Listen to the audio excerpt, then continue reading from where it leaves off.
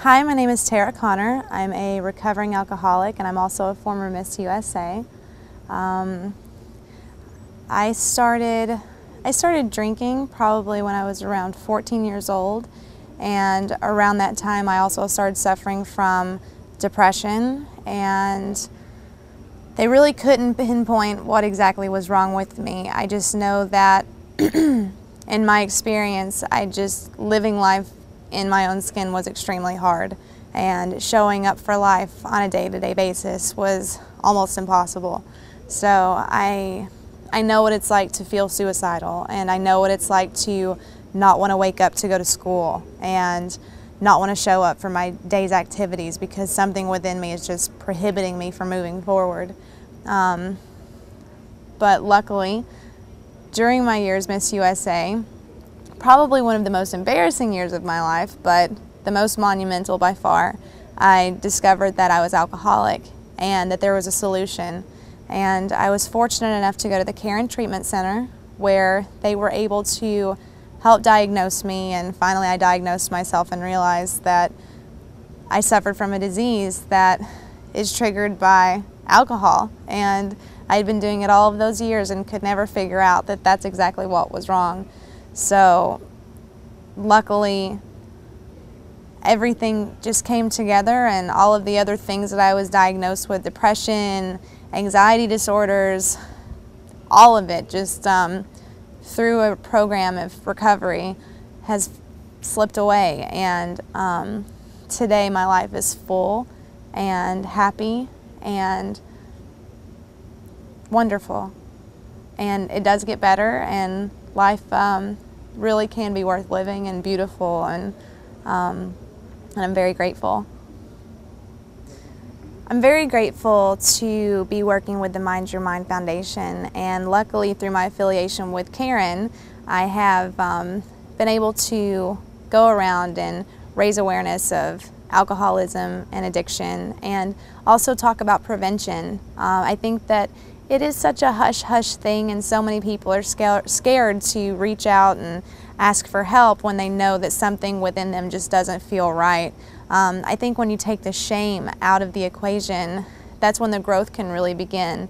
And I am very grateful to be here and work with everyone, and just experience what it's like to hear other people's stories while also telling my own, because it's really through awareness and prevention that we can nip these things in the bud, and although they may never go away, they are treatable, and there's hope. There's hope for the people who just feel a little different or something's off, but you can find the answer, and there are solutions. Whether, in my case, it was alcoholism. I had no idea. I didn't know that it was a disease. I didn't know that it was centered in my mind, and through almost 4 years of recovery now, my life is completely changed, and everything is so much better and so much fuller, and my relationships are better, and I'm not as scared. I used to be so scared to be who I was,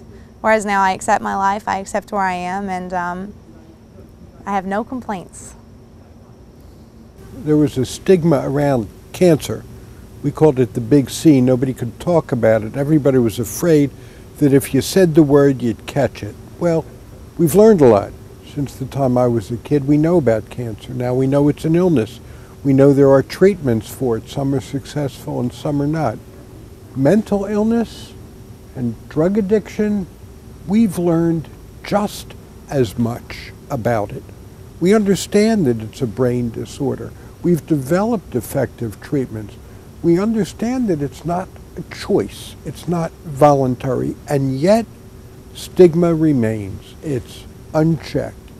So we have to redouble our effort to diminish shame around these illnesses. Nobody wants to be a substance abuser or have a mental illness, and attached to it is great suffering.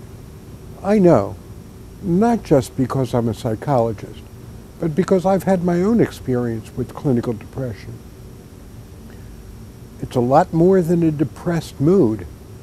It's about waking up in the morning counting the hours till you can get back into bed.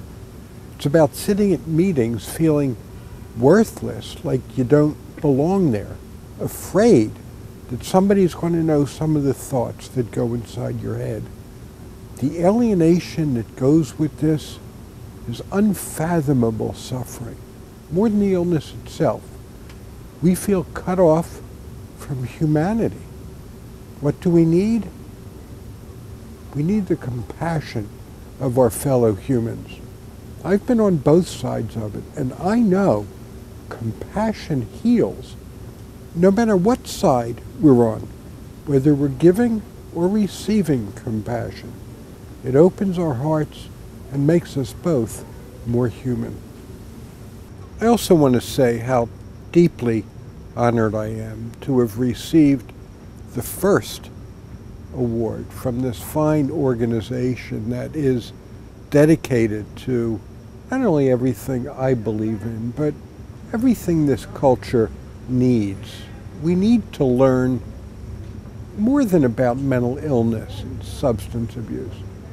We need to learn more about what it means to be human, who we are, everyone, and how to connect with each other. I am thrilled this organization exists, and I wish it great health and longevity going forward. Thank you. My name is Melissa Ann Hopley. I'm a face for Minding Your Mind, and basically I am in the Empowered Minds program. This is a program where a young adult will go out and share their story of mental health recovery. I have obsessive compulsive disorder and depression, and at the age of 5, my mom started noticing behaviors. So from 5 to about 12, I was told to hide, and at 12, when I was finally diagnosed, I went to a doctor, but it wasn't the right help I needed. It wasn't the exact treatment. So for the years going by, my parents just were fighting and fighting to find the right treatment. And unfortunately at 16, I had a plan to take my own life, but I was saved by a neighbor who saw the distress I was in. I got rushed to a psychiatric hospital, and about 16 to 19, I started going into recovery, getting better, believing in myself, realizing, that I could have positive coping mechanisms, positive self-talk to push through. I didn't have to be judged by others. I didn't have to deal with, people putting me down because I was struggling with something internally that I hid. So over the years, started getting better, and now I'm able to share my story from a personal perspective and also push not bullying others, not judging others, making sure that people realize, they are unique, they are different, but they should believe in themselves and pursue what they want to do in life, and others should not judge them. And seriously, in this life, we can share one smile, and it will go as far as to save a life and make this world such a better place. So I'm so excited to be a part of Minding Your Mind, to be a face for this organization, and to really push, with their mission of decreasing that stigma of mental health and mental illness, so one day this world will be completely an equal place. So thank you so much for letting me be here.